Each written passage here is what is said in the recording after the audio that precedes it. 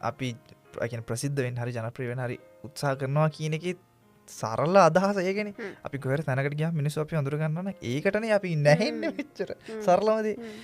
ඉතින් ඇයි අපි ඒකට දුක් වෙන්නේ? ඕනේ නෑනේ. ඉතින් ඒ එන එකත් එක්ක පෙරලා අපිට ඒ පැත්තෙන් එන දේ තමයි අපි පෞද්ගලික ජීවිතේ බවුන්ඩරිස් අපිට නැති වෙනවා. ඉතින් ඒක සමහර අයට අමාරු වෙනවා. සමහර අය කියන එක කරදරයි කියලා. ඒ කරදරයි කියන්නේ ඇයි දන්නවද?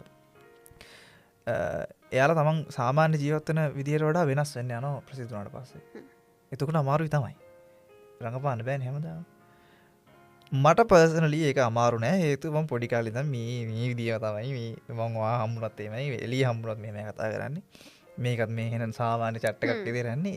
ඒ මේ සාමාන්‍ය විදිය. එතකොට මට එළියේ කවුරු හම්බුනත් ඒක එළියේ මිනිස්සු 100ක් ඉන්න තැනකට ගියත් මම මගේ සාමාන්‍ය විදියට ඉන්නේ. ඒකට මිනිස්සු ආදරේ මොකක් හරි එකකට.